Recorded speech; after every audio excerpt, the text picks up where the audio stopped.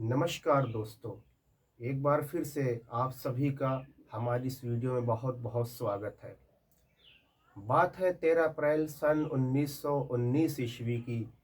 उस समय भारत के अमृतसर पंजाब में एक ऐसी घटना घटित हुई जिसने पूरे भारत को झकझोर कर रख दिया। इस घटना में भारत के लगभग 500 से ज़्यादा लोग मारे गए और हज़ारों की संख्या में लोग घायल हुए। उस घटना को जिसे इंडियन हिस्ट्री में जलियांवाला बाग हत्याकांड के नाम से जाना जाता है। तो आज की वीडियो शुरू करने से पहले हम आपको अपना टॉपिक बताना चाहेंगे कि हमारा जो टॉपिक रहने वाला है वो कक्षा 10 सामाजिक विज्ञान का चैप्टर नंबर 2 हिस्ट्री का भारत में राष्ट्रवाद। भारत में राष्ट्रवाद की शुरुआत कब से हुई?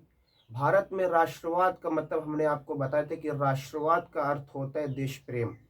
सन 1915 ईस्वी में महात्मा गांधी दक्षिण अफ्रीका से भारत वापस आए और 1917 ईस्वी में महात्मा गांधी ने अपने जीवन का सबसे पहला आंदोलन चंपारण सत्याग्रह आंदोलन शुरू किया था। यह आंदोलन महात्मा गांधी ने बिहार के चंपारण जिले में किसानों के लिए चलाया था। ऐसे किसान जो नील की खेती करते थे, अंग्रेज उनसे ज़्यादा काफ़ी टैक्स वसूलते थे। उस टैक्स में छूट दिलवाने के लिए महात्मा गांधी ने सन 1917 ईस्वी में बिहार के चंपारण जिले में चंपारण सत्याग्रह आंदोलन चलाया था। उसके बाद अगले साल यानी कि 1918 ईस्वी में महात्मा गांधी ने गुजरात के ही खेड़ा जिले में एक दूसरा सत्याग्रह आंदोलन चलाया जिसे खेड़ा सत्याग्रह आंदोलन कहा जाता है। यह आंदोलन फैक्ट्री में काम करने वाले उन मजदूरों के लिए चलाया था जिनका अंग्रेज शोषण करते थे, उनका वेतन कम दिया जाता था। फिर एक साल और आगे बढ़ेंगे हम लोग, जहां तक कल की क्लास में हम लोग कवर कर चुके हैं। सन 1919 ईस्वी में अंग्रेजों ने एक ऐसा कानून पारित किया जिसके अनुसार किसी भी राजनीतिक कैदी को, किसी भी स्वतंत्रता सेनानी को बिना मुकदमा दर्ज किए, बिना मुकदमा चलाए, बिना एफआईआर दर्ज किए उन्हें 2 साल तक के लिए जेल में डाला जाता था। ठीक है, इसे काला कानून कहा जाता है और यही रॉलेट एक्ट ही कारण बना था महात्मा गांधी ने जो असहयोग आंदोलन चलाया था। इतना हम लोगों ने पढ़ लिया था। अब आज का जो हमारा टॉपिक है वो है जलियांवाला बाग हत्याकांड की घटना। इस टॉपिक पे आगे बढ़ने से पहले हम सबसे पहले ये जानेंगे कि आखिर ये जलियांवाला क्या है। देखिए, जलियांवाला एक मैदान था। जलियांवाला एक मैदान है जो शहर से दूरी पर स्थित है, जो अमृतसर शहर के थोड़ा सा दूरी पर स्थित है। जलियांवाला एक मैदान है जो अमृतसर शहर से थोड़ा सा दूरी पर स्थित है। ठीक है, ये बात आप लोग ध्यान रखेंगे। ये जो जलियांवाला बाग है ये शहर से दूर स्थित है। मान लीजिए कि यहाँ पर अमृतसर शहर है, इससे थोड़ा सा 10-15 किलोमीटर दूरी पर यह शहर स्थित है। यह जो जलियांवाला मैदान था ये शहर से कुछ दूरी पर स्थित था। उस समय अंग्रेजों ने पूरे देश में एक कानून लागू किया था, मार्शल लॉ। क्या लागू किया था? मार्शल लॉ पूरे देश में लागू कर रखा था, जिसका मतलब यह था कि 2 या 2 से ज्यादा लोग एक साथ बैठकर कोई किसी बात पर, किसी मीटिंग, किसी चीज पर चर्चा नहीं करेंगे। जैसे आजकल के जमाने में हम लोग धारा 144 नहीं लागू हो जाती कि 2 या 2 से ज्यादा लोग एक साथ बैठे हुए पकड़े गए तो उन्हें जेल में डाल दिया जाएगा। ठीक है, तो मार्शल लॉ अंग्रेजों ने पूरे देश में लागू कर रखा था। और यहाँ पर जो जलियांवाला बाग था, जलियांवाला मैदान था, यहाँ पर लोग बहुत सारे बैठकर इकट्ठा थे और किसी बात पर चर्चा कर रहे थे। चूंकि यह जो मैदान था वो शहर से दूरी पर स्थित था, इसलिए इन लोगों को इस बात की खबर नहीं लग पाई, इस बात की सूचना नहीं मिल पाई कि शहर में या पूरे देश में मार्शल लॉ लागू किया, क्योंकि उस जमाने में फोन या टेलीविजन इस टाइप के कुछ चीजें हमारे देश में नहीं हुआ करती थी। तो वहां पर जो लोग मौजूद थे, वहां पर जो लोग उपस्थित थे, उन्हें इस बात की कोई खबर नहीं थी कि हमारे देश में मार्शल लॉ चल रहा है। इस बात की कोई खबर नहीं थी कि हमारे देश में मार्शल लॉ चल रहा है। यहाँ पर लोग बैठ के आपस में मीटिंग कर रहे थे। सब कुछ एकदम नॉर्मल था, एकदम ठीक चल रहा था। मीटिंग हो रही थी जलियांवाला बाग के मैदान में। तभी अचानक से एंट्री होती है जनरल डायर की, जो अपने पुलिस वालों के साथ कुछ इस तरीके से आया था जैसे दूर से देखकर ही मालूम हो रहा था कि यह युद्ध करने आया है। जनरल डायर ने सबसे पहले क्या किया कि चारों तरफ से घेराबंदी की, यानी कि कोई भी आदमी निकल के भागने ना पाए। ये बात आपको ध्यान में रहे कि जनरल डायर जो अपने पुलिस वालों को लेकर आया है वो बिल्कुल इस तरीके से आई जैसे युद्ध करने, यानी कि हथियार बंद होके आए, बिल्कुल असलहे से लैस होके आए। सबसे पहले उसने चारों तरफ से भागने के रास्ते बंद करवा दिए, यानी कि घेराबंदी कर दी। उसके बाद निहत्थे लोगों पर गोली चलाने का आदेश दे दिया। अंधाधुंध गोली चलाई गई, जिसमें करीबन 500 से ज्यादा लोग मारे गए और हजारों की संख्या में लोग घायल हुए। 500 से ज्यादा लोग मारे गए और हजारों की संख्या में लोग घायल हुए जलियांवाला बाग हत्याकांड से। जब यह घटना पूरे देश में फैली तो हमारा देश जो है वो बहुत ज्यादा लोग इससे नाराज हुए। जगह जगह आंदोलन किया जाने लगा, जगह जगह हड़तालें होने लगी। ठीक है, लोग सरकार के खिलाफ आंदोलन करने लगे, सरकारी कार्यालय फूंक दिए गए। ठीक है, तमाम ऐसी अनेक अनेक घटनाएं सामने आई। जलियांवाला बाग हत्याकांड की घटना 13 अप्रैल वर्ष 1919 ईस्वी में घटी थी। जलियांवाला बाग हत्याकांड की घटना 13 अप्रैल वर्ष 1919 ईस्वी को घटी थी। उस समय 10 अप्रैल की बात है, 10-11 अप्रैल की बात है कि अंग्रेजों ने पूरे देश में मार्शल लॉ लागू कर दिया था, जिसके अनुसार 2 या 2 से ज्यादा लोग एक साथ बैठकर किसी बात पर चर्चा नहीं कर सकते। लेकिन जो जलियांवाला बाग का मैदान था वो शहर से दूरी पर स्थित था, इसलिए उन लोगों को इस बात की कोई खबर नहीं लग पाई कि हमारे देश में मार्शल लॉ चल रहा है। वो लोग बेचारे निहत्थे लोग जिनका कोई गुनाह नहीं था, बेजुर्म बेखता लोग आपस में बैठकर किसी बात पर चर्चा कर रहे थे। तभी वहां पर एंट्री होती है जनरल डायर की। जनरल डायर पहले तो उन लोगों की घेराबंदी करता है और उसके बाद निहत्थे लोगों पर गोली चलाने का आदेश दे देता है।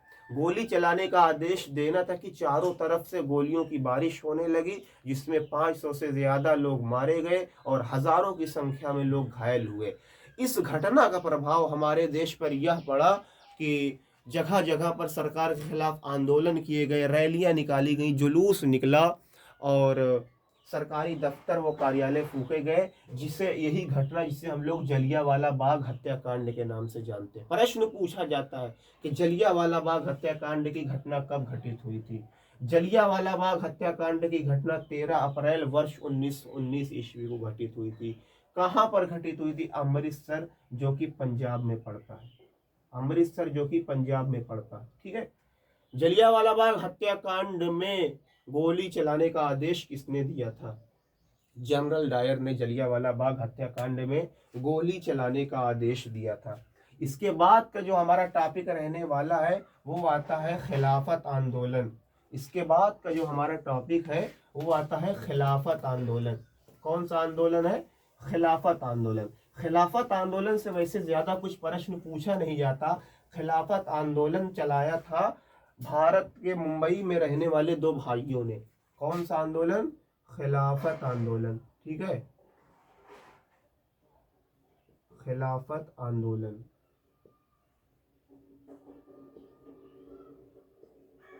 इसको मुंबई के रहने वाले 2 भाइयों ने चलाया था, मोहम्मद अली और शौकत अली। ये 2 नाम के भाई थे, मोहम्मद अली और शौकत अली नाम के 2 भाइयों ने चलाया था खिलाफत आंदोलन। मोहम्मद अली और शौकत अली। ठीक है, इन दोनों भाइयों ने मिलकर खिलाफत आंदोलन को चलाया था वर्ष 1920 ईस्वी में। खिलाफत आंदोलन को चलाया था मोहम्मद अली और शौकत अली नाम के 2 भाइयों ने वर्ष 1920 ईस्वी में। और इस आंदोलन के चलाने का मुख्य कारण था हिंदू मुस्लिम एकता को बढ़ावा देना। हिंदू मुस्लिम एकता को बढ़ावा देना। ठीक है, हिंदू मुस्लिम एकता को बढ़ावा देना ही खिलाफत आंदोलन का मुख्य उद्देश्य था। और फिर बाद में महात्मा गांधी ने भी खिलाफत आंदोलन को सपोर्ट किया था। बाद में फिर महात्मा गांधी ने भी खिलाफत आंदोलन का सपोर्ट किया था। खिलाफत आंदोलन को 1920 में मुंबई के रहने वाले दो भाइयों ने चलाया था, मोहम्मद अली और शौकत अली नाम के दो भाइयों ने। इस आंदोलन का मुख्य उद्देश्य था हिंदू मुस्लिम एकता को बढ़ावा देना। इस आंदोलन का मुख्य उद्देश्य था हिंदू मुस्लिम एकता को बढ़ावा देना। बाद में महात्मा गांधी ने भी इस आंदोलन को अपना सपोर्ट दिया था। ठीक है, अब अगले जो हमारा आंदोलन रहने वाला है वो काफी ज्यादा इम्पोर्टेंट है। अगला जो हमारा आंदोलन है वो है असहयोग आंदोलन। अगला जो हमारा आंदोलन है वो कौन सा है? असहयोग आंदोलन। असहयोग आंदोलन ये हमारा काफी ज्यादा इम्पोर्टेंट है। असहयोग आंदोलन, असहयोग आंदोलन जो चलाया गया था वो महात्मा गांधी द्वारा चलाया गया था। असहयोग आंदोलन महात्मा गांधी द्वारा चलाया गया था। कब चलाया गया था? वर्ष 1921 ईस्वी में चलाया गया था। असहयोग आंदोलन वर्ष 1921 ईस्वी में चलाया गया था महात्मा गांधी के द्वारा। प्रश्न पूछा जाता है कि असहयोग आंदोलन चलाने का मुख्य कारण क्या था? तो असहयोग आंदोलन चलाने का मुख्य कारण था रॉलेट एक्ट।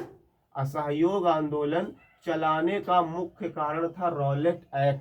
असहयोग आंदोलन कब चलाया था महात्मा गांधी ने? वर्ष 1921 ईस्वी में चलाया था। इस आंदोलन के चलाने का मुख्य कारण क्या था? इस आंदोलन के चलाने का मुख्य कारण था रॉलेट एक्ट। जो अंग्रेजों ने रॉलेट एक्ट पास किया था, उसी कारण से महात्मा गांधी ने असहयोग आंदोलन चलाया था। असहयोग आंदोलन का असहयोग का मतलब क्या होता है? असहयोग का मतलब है कि किसी भी प्रकार से सहायता ना करना ही असहयोग कहलाता है। ठीक है, सहयोग करना, असहयोग कहना। महात्मा गांधी का ऐसा मानना था कि अंग्रेज हमारे देश में व्यापार करने आए थे। हमारे देश के लोगों ने उनका इतना ज्यादा सहयोग दिया कि आज उन्होंने अपना एक पूरा साम्राज्य हमारे देश में खड़ा कर लिया। अंग्रेजों को इतना ज्यादा हमारे देश में सहयोग मिला कि आज उन्होंने पूरे देश में एक साम्राज्य खड़ा कर लिया। इसीलिए महात्मा गांधी ने यह आंदोलन चलाया कि हम अंग्रेजों का किसी भी प्रकार से सहयोग नहीं करेंगे। हम अंग्रेजों का किसी भी प्रकार से सहयोग नहीं करेंगे। असहयोग आंदोलन में महात्मा गांधी ने क्या क्या बातें कही? असहयोग आंदोलन में सबसे पहले महात्मा गांधी ने यह कही कि अंग्रेजों द्वारा बनाई गई सभी वस्तुओं का हम बहिष्कार करेंगे। सभी वस्तुओं का बहिष्कार करेंगे, यानी कि अंग्रेज जो तमाम वस्तुएं बनाते हैं, जैसे कपड़ा हो गया और जो तमाम चीजें हो गई, हम उसका इस्तेमाल नहीं करेंगे, हम उसका बहिष्कार करेंगे। ठीक है, हमारे देश के लोगों से आह्वान किया कि जो अंग्रेज कपड़े बनाते हैं, हमारे देश से वो लोग कपास खरीदते थे और अपने देश में ले जाकर उसकी मैन्युफैक्चरिंग करके हमारे देश में वापस लाते थे और महंगे दामों में बेचते थे।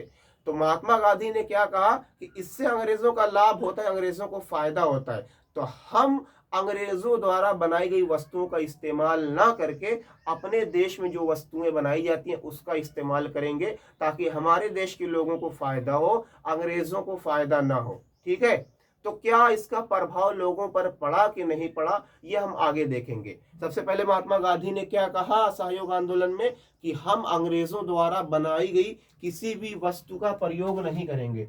दूसरे, अंग्रेजों द्वारा बनाए गए स्कूल कॉलेजों का बहिष्कार करें। स्कूल व कॉलेजों का बहिष्कार, स्कूल व कॉलेजों का भी बहिष्कार करें।